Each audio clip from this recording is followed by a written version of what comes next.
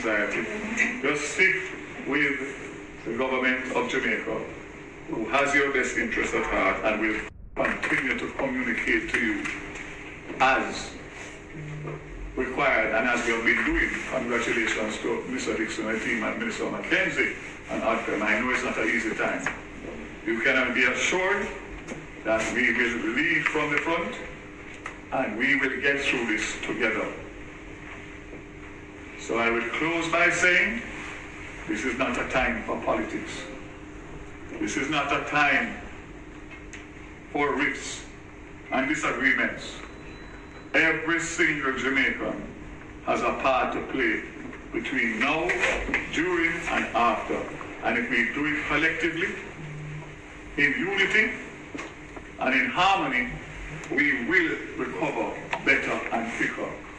May God bless Jamaica and every single Jamaican. God bless you. Thank you very much, Minister Vaz.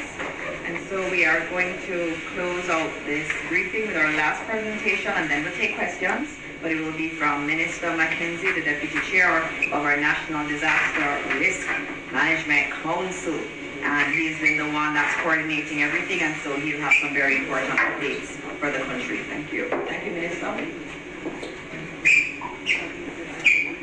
Thank you, Minister Freddie, Minister Evan, officials from ODPEM and Minister. Appointed Minister. Officials from ODPEM, members of the media of Jamaica, good afternoon. First of all, I'd like to advise the country that we have activated all shelters across Jamaica. So shelters are fully activated, and persons who want to go to the shelters, they can do so because the shelters have been activated. There are 2 areas of concern I want to address quickly. One, I spoke yesterday about the number of cranes, construction cranes, that are left hanging across the carpet area and other sections of the island. Not much has been done since I spoke about it, but I want to advise those persons that they will be held responsible for any damage, loss of life, that those cranes and construction material might contribute. It is not late to take them down. I am asking those who have up those cranes, right around here in New Kingston, you see them still up, making one final up. The other area of concern involves some of our homeless population. And I noticed that a lot of people is criticizing the government because there is one homeless man in the Harborview area who got personal attention from the Inspector of Poor and the Secretary of the Board of Supervision, who went out and engaged him in lengthy conversation, trying to convince him it is in his best interest to go to the shelters. And he refused. I saw in one of this morning's newspaper that one homeless man said he'd rather die on the street than going into the shelters. I want to make it clear that we have made all the necessary provisions to remove the homeless population. We have provided public transport to take them to the various facilities right across the center, and we will continue to do so as long as conditions allow us to do so. The question of the mandatory movement will be addressed, but let me say to Jamaica that I don't think we need an order to move from the areas that we know are vulnerable communities. Very encouraging, despite there are still persons in Port Royal who don't want to leave. The Member of Parliament, Philip Paul, called me last night to say that a significant number of persons in Port Royal have started to move or have left the community. And we will still be providing transportation in all the communities. And if you listen to what everyone said about the level of rainfall and the possibility of flooding, many of these communities will not survive this flooding. Again, I urge persons living in low-lying areas that are vulnerable to flooding, it is not too late. If you're having problems to move, call the ODPEM. The numbers are available. We will assist you if you are having problems in moving. I said yesterday, I'm going to repeat it again. When this event comes, it is going to be impossible for us, after all the attempts that we have been making, to advise persons, begging persons to leave. It is going to be difficult for us to say to our first responder, go out and risk your life. No. For someone who refused when it was conducive for them. It might sound harsh, but it is the reality. And I don't believe many people in this country realize what is it we are facing. And the government continues to do its part, and nobody can deny that the government has not been proactive. And I want to say something which is pertinent in saying, based on the assessment that was done by the government after burial, the committee headed by former commissioner, who's now ambassador to the United States, a lot of findings. We look at the findings and the recommendations, and a lot of what came out of those recommendations are being implemented as I speak. So our shelters are up and running. Transportation to transport people to the shelters are available. The critical communities know themselves. Rocky Point, in Clarendon, Portland Cottage, Bamboo River, in St. Thomas, New Haven, Riverton City, Taylorlands. I can go on and name these communities know themselves. They know the difficulties. And with a category 4 hurricane, with the possibility of raising to a category 5, there is nothing more we can do as a government but to beg and beseech persons to heed the warning. And if it will help, I will go on my knees.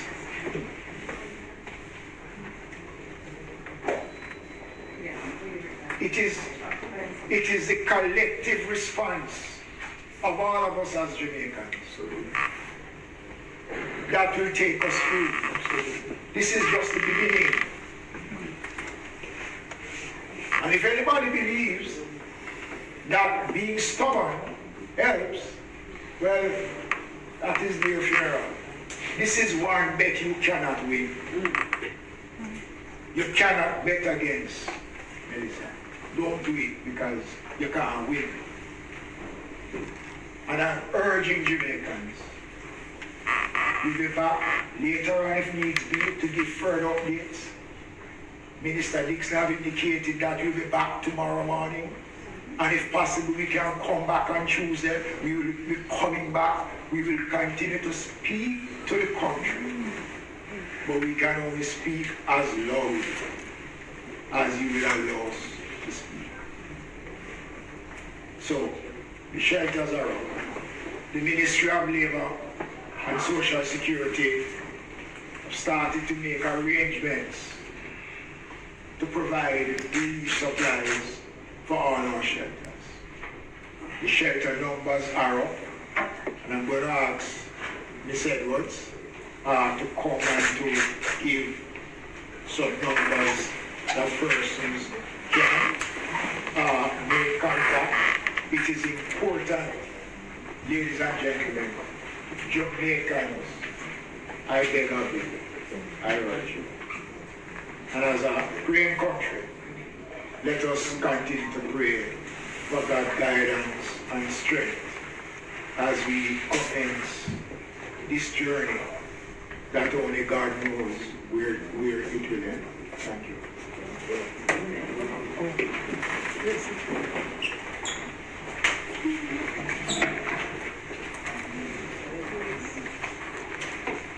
Good afternoon, Minister Mackenzie, Mr. Vice, the heads of entities here, the chairman, ODPEM team, media.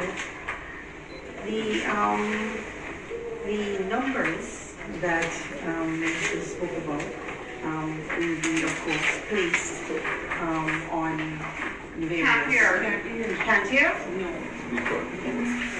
Have to speak a little louder? Yes. Is this better? Yes.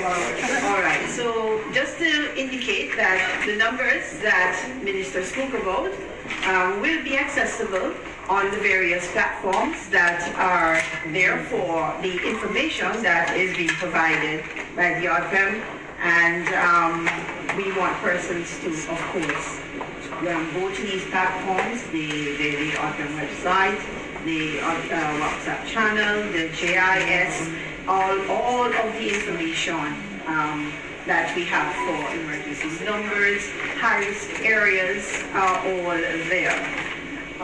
In terms of shelters, we do have approximately 31 shelters already activated, and so persons, we seem to be taking the information very seriously, and we just want to encourage persons. It is a very dangerous hurricane that is approaching us, and we want to make sure that every Jamaican is safe.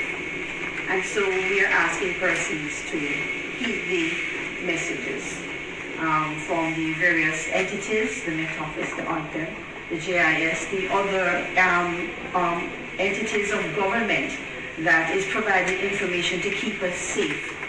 And we can't overemphasize the importance of us being prepared, of us taking the information seriously, because we don't really want to have any sort of catastrophic information or any sort of catastrophic or life loss on this watch.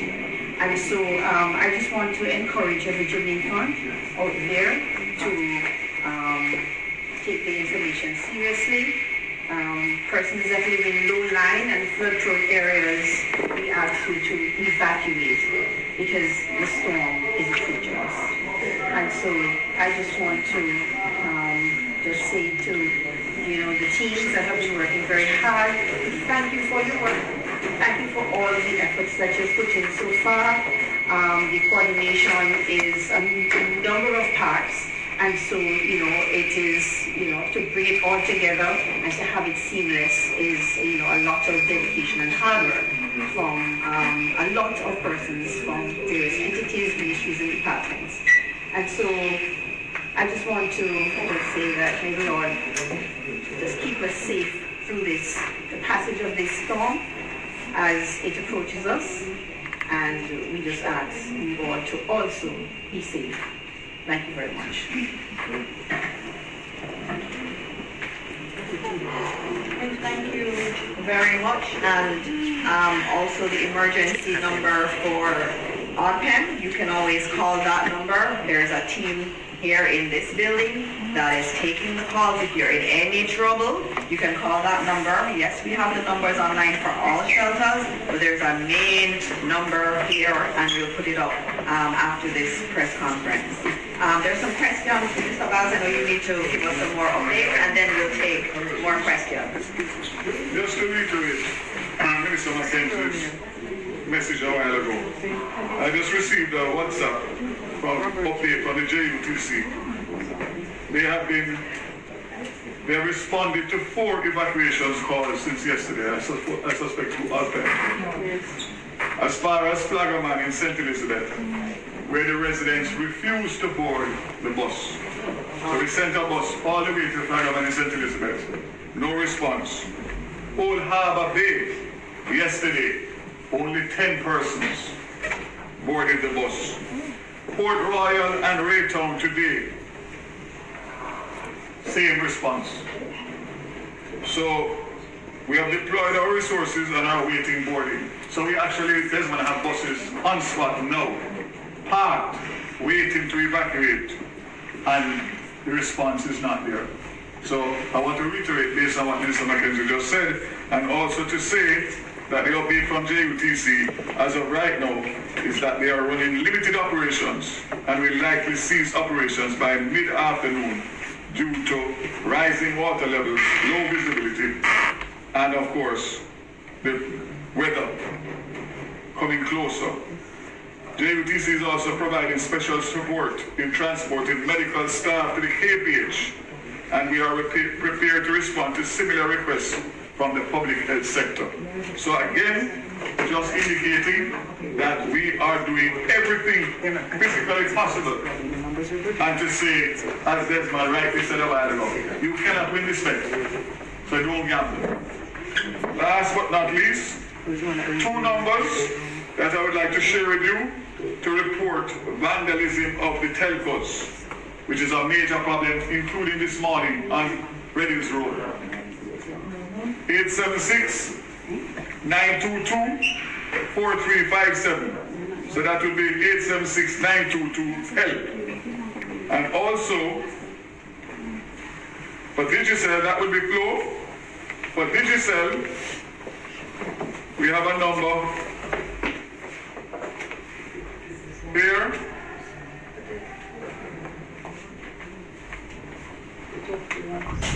That I just received 876-355-5000. 876-355-5000. That's to report vandalism on the both telecos